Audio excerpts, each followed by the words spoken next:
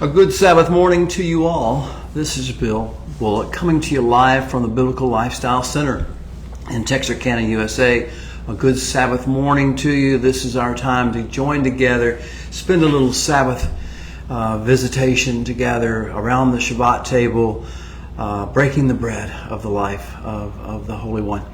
And so we're in episode number 50 out of 52. You can tell we're reaching the grand crescendo of the Torah's revelation string, of the great storyteller's narrative. Walking in the light is what we're doing this year, walking in the light. And our sub-theme this year is discovering the secret wisdom encoded in Torah's timeless stories. We have understood that we're on a quest to discover secret wisdom that the most people in the world, even the religious people in the world, struggle to understand. Not that it's so hidden or secret in reality. It's hidden in plain view in the stories of the Torah. We are at Parsha number 50, this 50th subdivision of the Torah stories, and this is Parsha Tavo, when you come in. This is a summation Parsha, a time of focus on the future, a time of the consideration, contemplation, meditation on the end of days. How will this all work its way out? What will be the grand conclusion? Parsha number 50, Tavo, when you come in. Deuteronomy 26:1 through 29:9 is our address in the actual Torah book. So come with me, walking in the light, on a quest to discover the secret wisdom that's been encoded in Torah's timeless stories. With this great quest that we have in mind, and this great desire that we have to know the Creator and to know His plan, know His will, I appreciate the fact that this is the Sabbath and we have not been Sabbathing and up to this point. We've had 6 days of work, 6 days of bad news in the world, 6 days of anger and angst and even violence go on in our world around us. 6 days of relational problems, 6 days of situational difficulty. But now we are in the Sabbath. We are in the seventh day, beginning at sundown last night, wherever you were. We had a beautiful time of entering into the hallowed halls and the heavenly places of the Holy One, to enter into His beauty realm, to adjust our sight and our vision to His glory, His majesty, to His thoughts, His mind, His words. What a beautiful opportunity we have. What a gift it is that we would have a Sabbath day set aside every single week of our lives to enter into His courts with thanksgiving and His gates with praise. Well, I have a few questions for you to help you acclimate as we're making this transition from the things of the world and the news and the relational problems of the world. We're making this transition into the courts of the King, where we receive briefings on the wisdom of the great Creator. A few questions to help you lift your heads into the new realm, the higher realm. A few questions to help you adjust to the light of the seventh day and acclimate your thinking to the seventh day Sabbath level of spirituality. Question. Are you ready? What role or roles do you think the Holy One is divinely scripted for you and your family and your bloodline to play in His grand plan? Of course, I'm talking about His grand plan for the redemption of mankind as a species, bloodline by bloodline, household by household, individual by individual, as many as will come to the sound of His voice. His grand plan for the redemption of mankind as a species in that manner, and His grand plan also simultaneously to restore the earth ecosystem to its intended Edenic state of beauty and fruitfulness, shalom, and harmonious interaction. What role or roles do you think you have been scripted to play? That the Creator of the universe, when He designed you and decided when to place you onto His earth planet and into this ecosystem and into your generations and your bloodlines, what role do you think He ordained for you to play? And are you playing it? Second question. What do you think you were born into this world and into the family and bloodline and generation that you're in? What do you think you were born to do? particularly with certain things that he has given to you. What do you think you were born and ordained to do with the land, or the little parcels of dirt, even the buckets of dirt you put into a growing plant in? What do you think you were born to do with the land, the dirt of this earth that you were told to tend and keep? What do you think you were born and designed and ordained to do with the times and seasons, the moments, the years, the months, the weeks, the Sabbaths, the different festivals? What do you think you were born to do with the times and the seasons and the Sabbaths and the new moons and the year cycles that He, the Creator, sees fit to allot to you? Are you a good steward of those seasons of time? What do you think you were born to do with the faculties and capacities He has given to you for vision? Vision with your natural eyes, vision with your spiritual insight. What do you think you were born to do with your faculties for remembrance? What are you supposed to remember? How are you to prioritize the things that you have seen and heard and experienced in memory? How do you think, and what do you think you were born to do with your motor skills and your capacity even to feel emotions? What were you born to do with those things? Were you just supposed to cave into them? Were you just supposed to surrender to them? Were you just supposed to get caught up in them? Were you supposed to deify them like they were God Himself? What are you supposed to do with your emotions? What are you supposed to do with your ability to move around, motor skills? Use your hands, use your skills. What do you think you were designed and born to do with the energy and the vigor and the passion that the Holy One's placed in you? Are you cultivating it? Are you nurturing it? Are you a steward of it? What do you think you were born to do with the capacities for creating things in this earth, beauty in this earth, or ugliness in this earth? What do you think you were born to do with your capacity for procreation? What new seed were you supposed to be developing on this earth? What do you think you were born to do with the fruit of your labor, the things that you earned as you worked in this life, as you went through your tasks? What do you think you were born to do with your ability to record things on surfaces and media, things you write on, things you inscribe on, things you paint on? What do you think you were born to do with your ability to record things and leave them for posterity? What do you think you were born to do with your faculties of speech? The human animal is unique. We alone can articulate thought and differentiate words and phrases, even speak multiple languages. What do you think you were born and ordained to do with your faculties of speech? Well, that takes you back to 1 and 2 above, if not all of them. 1 and 2. 1 was what are you supposed to do with the dirt, with the land, and the earth surface that the Holy One's given to you to manage. And 2, what are you designed to do? What were you given to do? What are your assignments to do with the times and the seasons and the Sabbaths and the new moons and the years you're given to live upon the earth? Now that you're thinking, I'm going to go further with another question to get you acclimated to the heavenly realms and the courts of heaven and what's being talked about and written in the books there.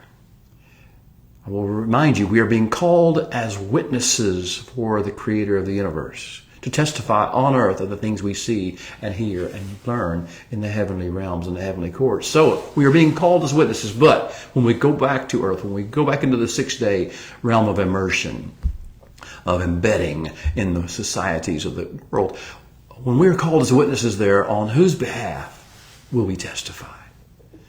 And what points will He call us to testify to prove? And what will be the subjects of our testimony and the substance of our testimony and the impact of the testimony that we provide? Welcome to Parsha number 50, Parsha Ki Tavo, when you go in. With that in mind, in order to get us ready for what we're doing, let's sing our Shema. Shema Yisrael, Adonai Eloheinu, Adonai Echad. Baruch Shem Kevod, Malchuto leolam vayed. Listen and hear and heed and respond and resonate, O Israel. For our God is the Holy One, and He is the ultimate oneness, the unifying unity of all creation.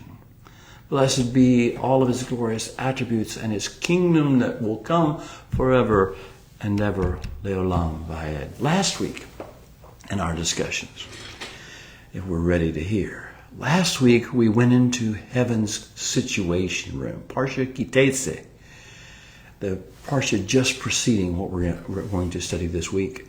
Last week we studied the heaven's situation room, and I call it the situation room discourse of Moshe.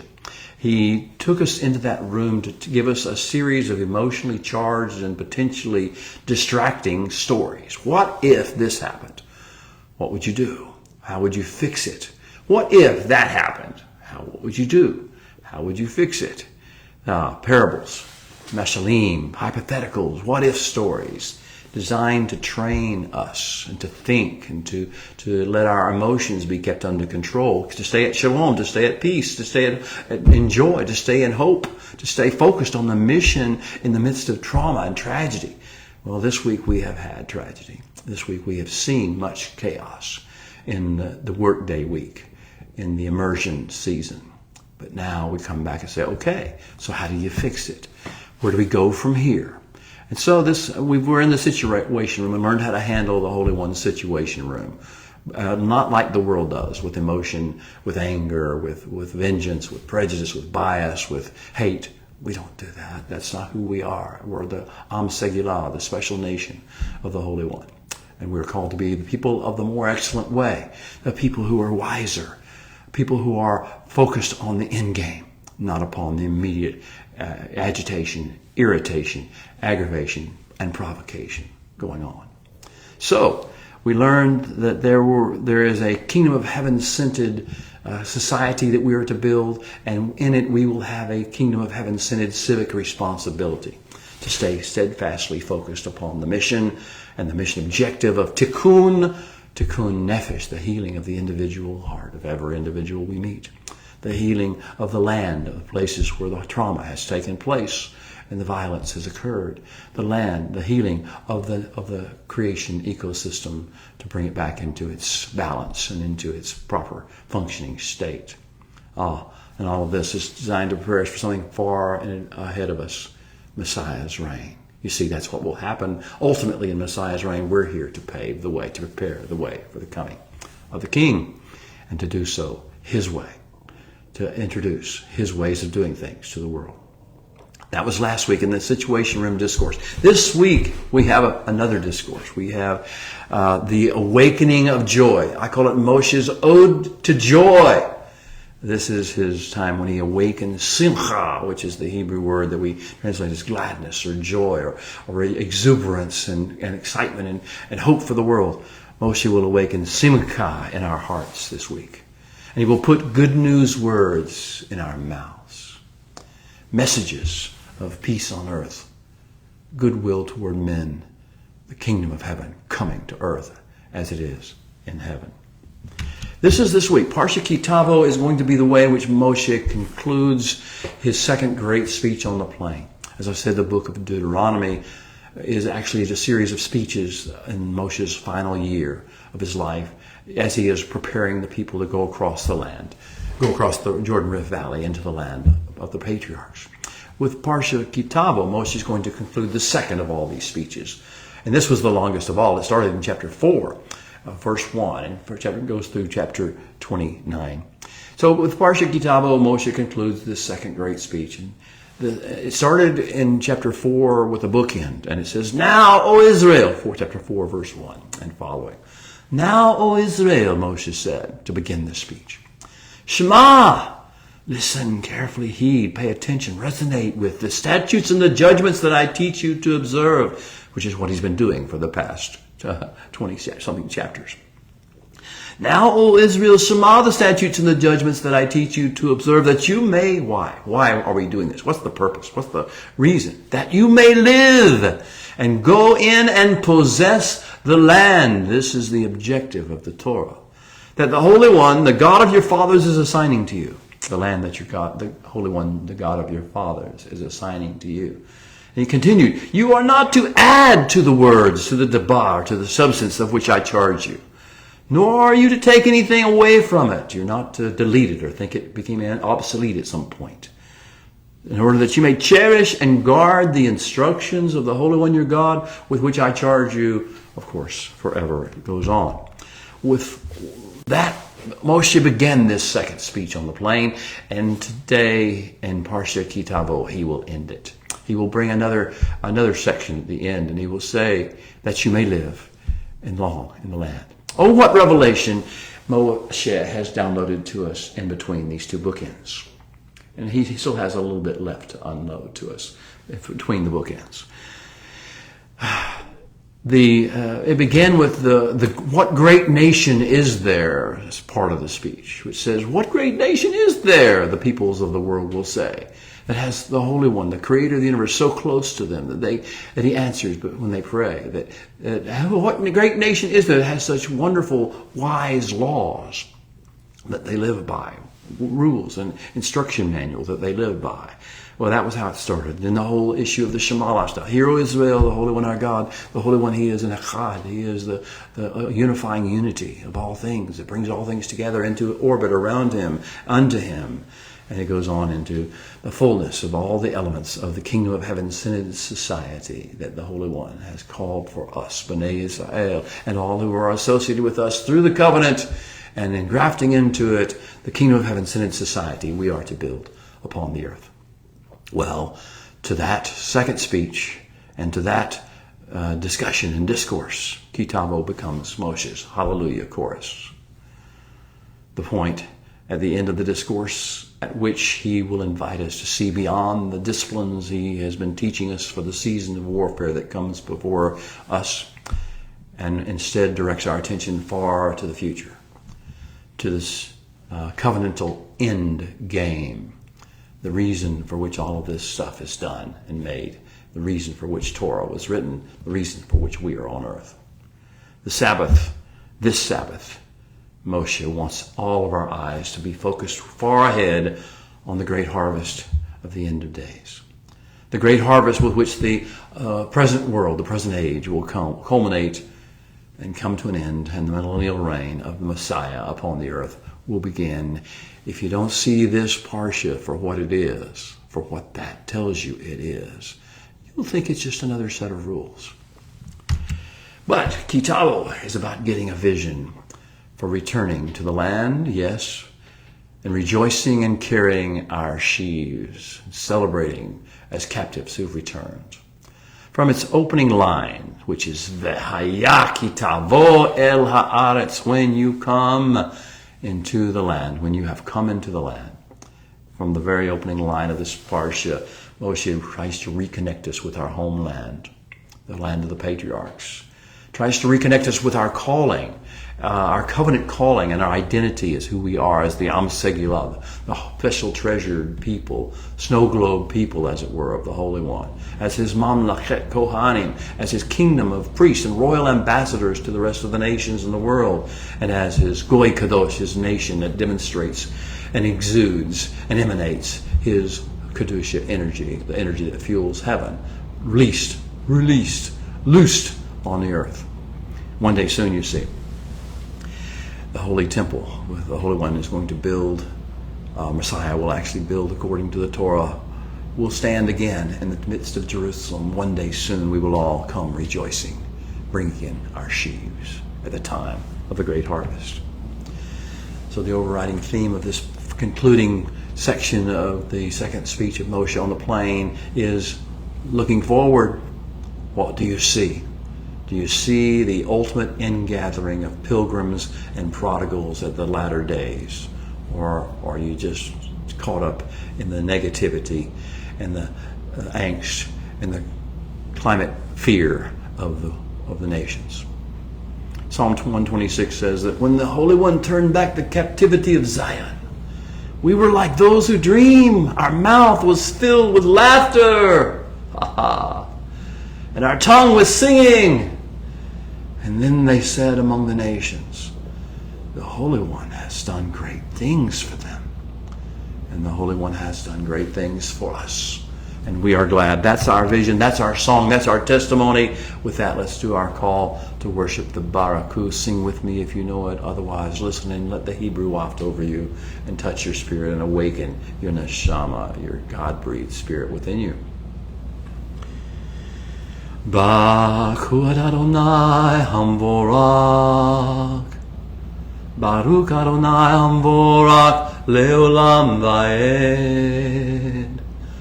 Baruch Atah Adonai Eloheinu Melech HaOlam Asher Bachar Banu Mikol Ha'amin V'natan Lanu Et Torato. Baruch Atah Adonai Noten HaTorah. Amen. So be it. Blessed are you, O giver of all blessings, source of all blessings. Blessed are you who is the source of all blessings, world without end. La'olam ba'ed. Blessed are you, O Holy One, creator and great King of the universe, who has chosen us from all the other peoples of the world, of the nations, and given unto us, entrusted unto us his Torah. Blessed are you, Holy One, who is the giver of the Torah. Thank you. Now may you open our eyes, O Holy One, our God, that we may see wondrous things in your Torah, the secret wisdom you've encoded in its stories. For we are just strangers in this earth, so do not hide your instructions for a well-lived life and a powerful impact from us. Well, now gather round, children of the Most High. The storyteller's ready to begin again, to conclude the second story on the plains. It's story time again. Let's get the context in order so we know where we are as this story begins. Moshe is in his last 35 days of life. He knows he is about to depart this earth. He has a certain message to convey before he goes, and this is his message to do so. He has given us recently the grand two pathways diverging vision, building and maintaining. We've called us to build and maintain a thriving kingdom of heaven-centered society in the earth, on the earth, in our day, among our generation, that offers a better alternative and a strategic counterbalance to the ways of the raging nations and of the vain imagination, obsessed emotion and animal instinct driven peoples of this world. He has given us radical deployment strategies as we go into our embedding, our deployment here, to engage with and to fix individuals, families in the world as they will let us, to give tikkun nefesh, the healing of the individual broken heart and soul that we can encounter, to engage in tikkun eretz, the healing of the land which has been traumatized by innocent blood and by perversion and abomination of the nations, and tikkun olam, to bring tikkun olam to the creation ecosystem, to bring it back into counterbalance, into the perfect balance and perfect design of the Holy One, to be his beautiful, fruitful land. And finally, the Holy One has used Moshe in his two pathways discourse to show us the high road, to walk in ways that will bring excellence into the earth, and healing into the earth, and restoration and redemption into the earth and to mankind.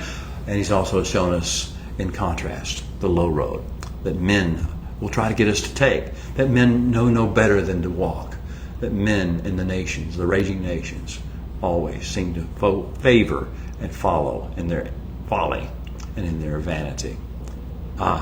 He has taught us the King's Highway, the high road, and the infrastructure that goes with it, and the due process that flows from it, and the focus that maintains it. It's now time for the final download of this great discourse. The secret ingredient of the Kingdom of Heaven-centered counterculture society we're to build, the secret ingredient of that is what? Simcha, joy, sourced in closeness to the Holy One, in relationship with the Holy One, in interaction with and drawing near and closer in the orbit to the Great One, the Great Echad of the Holy One. Simcha, sourced in Devakut, binding together with Him, blending our hearts and minds and thoughts with Him. Simcha, sourced in Devakut, yielding shalom and tikva, hope. Simcha, what is joy? Do we even understand what it is anymore? We're told everything besides joy. We're taught everything besides joy. We're instructed. We're bombarded with everything besides joy. Well, what if a people arose in this day and hour? What if a people was always called to arise at the time when everyone else is angry and ready to go to war over everything? What if a people arose who were full of joy? Simcha from the Holy One that abides in mortal man. That is the sine qua non. That is the essential evidence that the Holy One has manifested into a human being, or a group of human beings, or a collective. Simcha, joy from the Holy One that abides in the mortal man, is the essential evidence, the sine qua non, that the kingdom of heaven has begun to come to earth, and is being done little bit by little bit in, through, and concerning a people who has surrendered to Simcha, joy. So test yourself, check yourself, beloved. Are you full of joy? Or have you lost your joy? And do you want it back? Do you want the Holy One to fill you with joy again? Do you want the Holy One to awaken the joy that's dormant within your heart and within your mind, within your soul? Do you want Him to, because joy is your strength. The joy of the Holy One is what gives you the strength to become the more excellent people, the people of the more excellent way. And so Moshe comes just at the right moment, at the time when everyone else is in crisis mode, and says, it's time for the ode to joy. And he sings it in chapter 28, verse 47 this week, is toward the end of our parsha. He says, serve the Holy One your God, besimcha, with and in joy. Uvtuv levav, in goodness of heart. Merov kol, bursting forth with abundance in everything and every way. Serve the Holy One with simcha, with chinka, with joy, with gladness, with goodness of heart, and bursting forth in abundance in every way. Don't have a poverty mindset. Understand the kingdom is coming to earth, and we are part of it. So what is simcha? We think of Sarah. Think of our matriarch, Sarah. Our matriarch, Sarah, had laughter. She released laughter at what some people would have thought were the most inappropriate times. And people judged her because she had a deep happiness, a great joy that burst forth spontaneously in the time when it seemed to be irreverent to do so.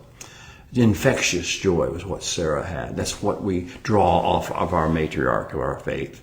Infectious joy like Sarah's laughter, rising up from the spirit within, a sense of delight. Are you delighting in your life? Or delighting in the creation? Are you delighting in the Holy One and His plan? A sense of delight, a sense of rapture. I don't mean being picked up and taken out of this world. I mean of being delighting, joy filled with hope and happiness. I mean, leading to a leaping, dancing, and praising the Holy One syndrome. Are you that kind of person? Are you ready to be? Are you willing to be? Are you willing to let the joy get back into your life? That's on the individual level. On the macro or the communal level, what does joy look like when it's manifested simultaneously by multiple people? What would it look like if a people exercised and exhibited extravagant, ecstatic expressions of true, mature joy, no matter what was going on around them, no matter what the circumstances, no matter what the evil of the evildoers was being done, no matter what the harm was being caused, if they trusted the Holy One enough to express ecstatic expressions of true, mature joy.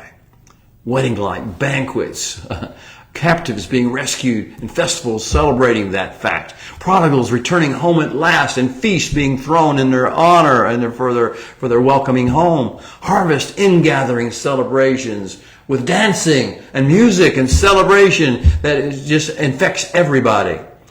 Rejoicing, laughing, singing, sharing, dining, dancing, merrymaking, thanking the Holy One for what he has done. Our lips being filled with praise. Well, this is what we're going to be finishing the Parsha with, the expressions of ecstatic praise. So we have the calling and the covenant history. We have the Torah instruction manual. What are we missing? We're missing joy, the ultimate indicator of a Shemaying, true tone, aligned life. Catch the vision, beloved. Catch the simcha. Embrace it. Let it flow over you. Let it take over your body, take over your mind, take over your thoughts, take over your voice. Do these things wherever you go. Rejoice and celebrate and give thanks to the Holy One. Lift your eyes above. You have been given the ability to lift your eyes above the mundane, above the profane, above the news, above the tragedy and the drama. Above those things, lift your eyes above those mundane drama fixations, and lift your hearts also. Lift your hearts above the outrage and the fleshly obsessions and the distractions and the futile thinking and vain imaginations that are ruling over and dominating and oppressing the cultures of captivity of the raging nations. See, beloved, you were made for, and the Holy One is bringing you into something far, far greater than the nations could possibly know. Simcha, joy. Shalom, peace. Tigva, hope. Life, chaya, life everlasting, life so deep, it transcends realms. So it's time to go all in on the Holy One's grand plan for redemption and restoration. If you thought this was an intellectual exercise, if you thought this was a ivory tower experiment, you were wrong. This is designed to awaken the joy within you. So get ready to recite your verses for the King. The closing lines of Parsha Kitetze kind of set the tone for us and remind us that we live in this world. When the Holy One your God gives you rest from your enemies all around. Yes, there are enemies all around. That's why we're deployed here on earth. When the Holy One your God gives you rest from your enemies all around, in the land that the Holy One your God is giving you to possess as an inheritance, then you are to blot out the memory of Amalek from the face of the earth. You must not forget to do this. You must not let this slip your mind. This is the key to maintaining joy. This week, the Holy One will have Moshe go further. He will set the tone of joy. The opening lines of Parsha Tavo are, V'haya ki Tavo el haaretz. And it will come to pass, when you have entered the land, come into the land. Asher Adonai Eloheka noten laka nachala. That the Holy One, your God, is entrusting to you in stewardship. V'lakakta merashiko pri haradama. Or to take some of the, first of all, the ground's produce. Asher tavi me'aretzeka. That will come forth from the land. Asher Adonai Eloheka noten lak. That the Holy One, your God, is entrusting to you. V'samta v'taneh v'halakta el ha'makom. And you are to put it in a basket. And you are to take a walk, a trek, a journey to the place.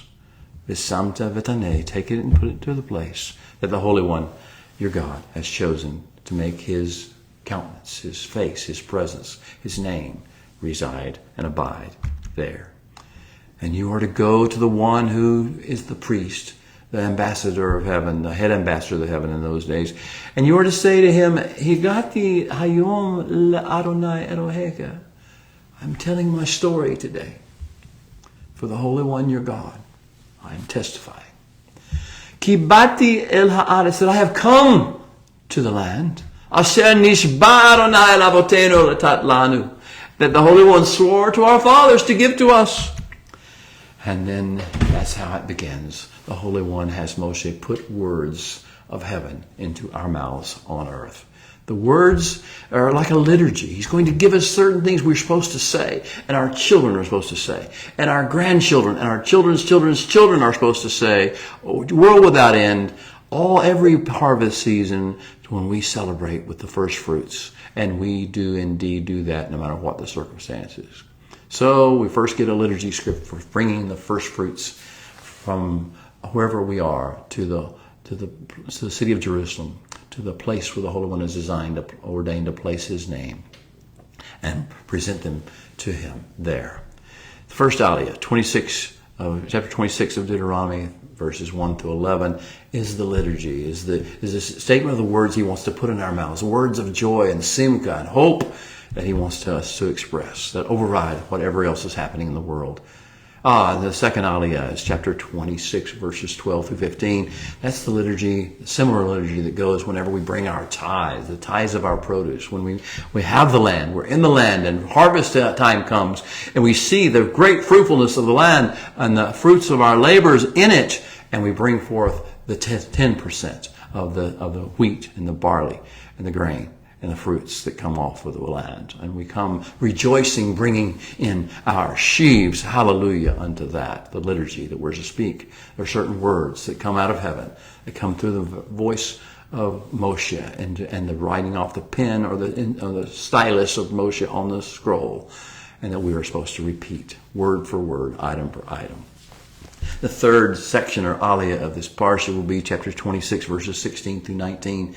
That's the Moshe will remind us of our covenant relationship with the Holy One and the responsibility we have as his chosen nation on the earth. Then the fourth aliyah, the fourth section of the Torah section, is chapter 27, verses 1 through 10. And this is a description of the stones that are to be raised up from the Jordan River and that are to cry out. What will they cry out? What will the stones that we raise up from the Jordan River cry out? They will cry out the message, the vision, and the specific words of the Torah. That will be the message of the stones.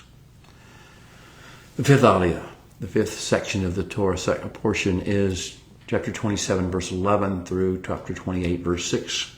This is the liturgy that we're to speak, the words that we're to speak out loud. They're going to put words again in our mouth again, some to be spoken at Mount Ebal, and some cross the valley at Mount Gerizim. And then in the sixth aliyah, probably the most substantive portion of this whole parsha is the tokaka. This is the admonition. In Hebrew, yakak is the root verb, and it means to get out in front. To get out in front and paint the way, paint the picture of what's going on, to reveal what's really happening and what will happen and what the options are, what the path forward looks like. That's the yakak, the admonition. And so over a period of verses from chapter 28, verse 1 through 20, or verse 7 through verse 69, the Holy One is going to give us the warning, the admonition, through Moshe's voice, of the waves of what will happen if we choose to follow the diverging path that leads off into the broad path that leads to destruction, the path of the raging nations. Finally, the aliyah, the portion at least, will conclude with chapter 29, verses 1 through 8, the last 8 verses of the parsha will be a reminder by Moshe of the miracles and of the signs and of the wonders that we have seen. And in light of what we have seen, what the Holy One has done for us, the Holy One has done great things for us. Remember, we said that. When the light of the things that the Holy One has done for us now and at the end of days will be true as well, in light of those things, we are to do the things we're put on earth to do. Treat everything the way he told us to treat it, to use everything for the purpose he treated, to use it, to become his ambassadors to the world in fullness. Reminder that our mission as a great nation is the campaign of tikkun, healing, redemption, restoration, fixing things that are broken, the healing of the individual soul, the healing of the earth, the land, the parcels of land we go to, and the healing of the cosmos and its ecosystem. There are basically 4 different elements of how the Holy One is going to put words in our mouth through Moshe in this parsha. As we've talked about, the first one is the first fruits presentation. We have a script given to us. Words of thanksgiving and praise, words of focus, and words that will inspire our children's children as they come along with us. Words that the Holy One has given to us. The second is the tithe presentation. When we bring the tithes with us, we celebrate the rejoicing, the goodness, the fruitfulness of the Holy One. And that's what we will have another presentation, other words. The stones that will cry out The go tell it on the mountain season. We will have another set of things we're supposed to declare and speak upon the earth. How will we use our faculties of speech? The Holy One wants us to know there's a pattern that we are to follow. And the pattern is to show us the themes that we're to discuss. And the mode with which we're supposed to express it. And it is simcha in every instance. And it is wisdom. And then finally, the two pathways declaration of 27:11 through 28:68. This will be to understand and to teach our children what happens if you go on the high road. And how beautiful it is for you and your family and for the world. But how terrible it is when you go on the low road for you and your family, for the nation and for the world. The first aliyah, 26:11 or 1 through 11. Giving thanks, spreading joy.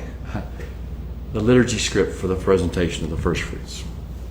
At harvest time, as the fields begin to turn ripe, as the fruit begins to go on the trees, as the grapes begin to come onto the vines, and we see the first fruits beginning to ripen, we have a certain discussion. I tell my story today. I testify of these things today, that the Holy One, your God, is my God, and that I have come to the land that he swore to give to my fathers. The Holy One will have a basket. We'll take a basket, we'll give it to the priest, and the priest will take it from us. And we will say these words, these scripted words of joy, exuberation. Arami oved avi. My father was a lost one, a roamer of Syria, in that area. And Vayared Mitzrayim. And he went down to Egypt. Vayagar Sham. And he sojourned as an alien there. Bimte me'at, very few in size, number, and little in influence. Vahi sham legoy gadol atzum v'rav. But there he became a great nation, strong and spreading out in all directions. Vayarehu otam hamitzrayim. But then the Egyptians took advantage of us and used us or them cruelly. V'yananu v'yitnu aleinu avodah kasha. And they afflicted us and they subjugated us to hard bondage. V'nitzakal el Adonai Elohei avotenu. And then we cried unto our God, the God of our fathers. Vayishma Adonai el koleinu. And the Holy One shemad and listened to and heeded our cry. V'yareh et yanyenu. And he saw us suffering. V'et amalenu v'et yelhatzenu. And he saw us at hard labor, struggling and in our distress. V'yatzenu enu Adonai mimitzrayim. And then the Holy One brought us forth out of Egypt. Biyad hazakha uvizro netuya. With a strong hand and an outstretched arm. Uzmira gadol uvotot uvmitim. With great fearsomeness, awe, signs, and wonders. Vaybeinu el makom hazeh. And he brought us now to this place. Vayiten lanu el haaretz hazot. And he entrusted this land to us. Eretz zavet chalev uvdvash. It's a land flowing with milk and with honey. V'ata hineh. And now, just look. Behold. Hevete et reshit pri ha'adma. I have brought the first fruits of the land. Asher natana li Adonai. Which the Holy One, you, O Holy One, have given to me. That's our declaration. We just said it before the Holy One's face. And we rejoice and we celebrate. And then we have the same similar situation with regard to the liturgy script for the presentation of the tithes. I have removed from my house, we are to say. I have done it. I have removed, as you said, I've removed from my house that which is set apart. And I've given it for a Levite. And I've given it for a foreigner. And I'm giving it for an orphan or for a widow. I have followed all the directions. of how you commanded and instructed. And I have not left anything undone or forgotten it. I have not consumed any of these holy things in my need, my state of need or since need. I have not touched it when I was in an unclean state. I have not given any in honor of some dead person, a memorial to some deceased human being.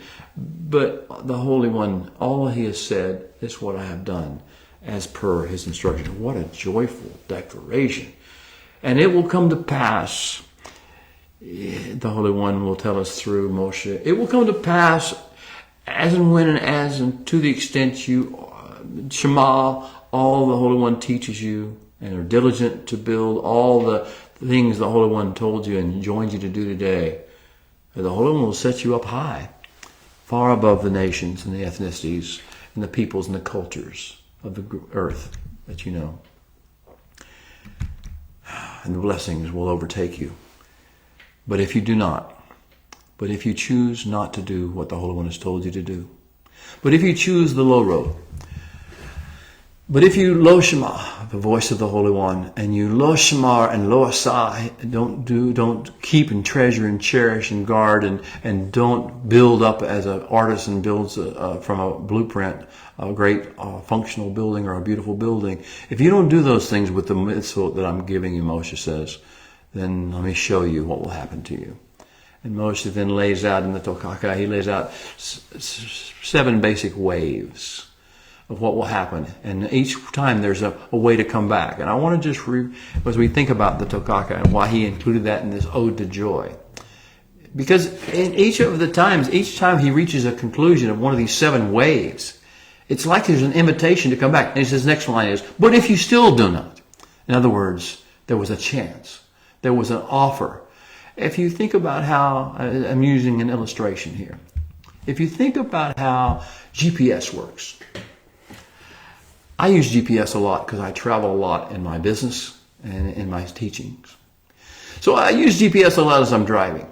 And there's a program that comes on, and whenever you're supposed to make a turn or go a certain direction, it gives you instructions as to where to go. And if some reason you can't do it, sometimes there's too much traffic, there's construction in the road that wasn't planned for or seen by the GPS, and somewhere you can't do what it says.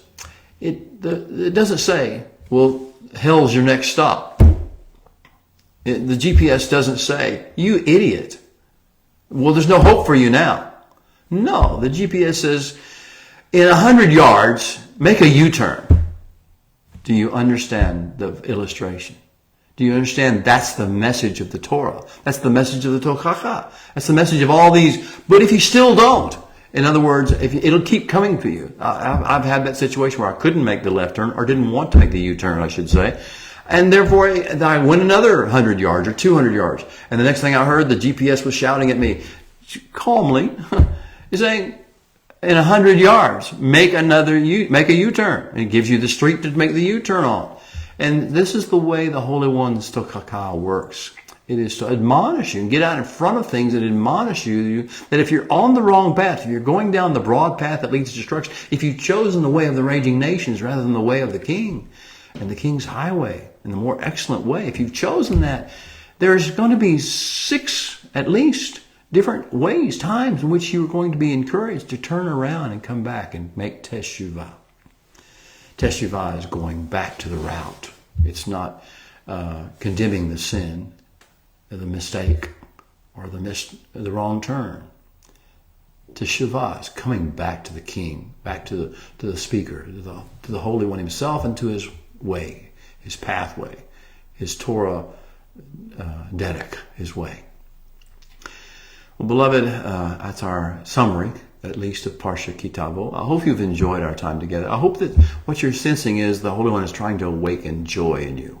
And Moshe, before he leaves, he wants his people not to be despairing, distraught, fearful, angry, vengeful. He wants the people that will go into the land to be full of joy. He wants a reservoir of simcha to arise, to be deposited in them and to arise on proper seasons.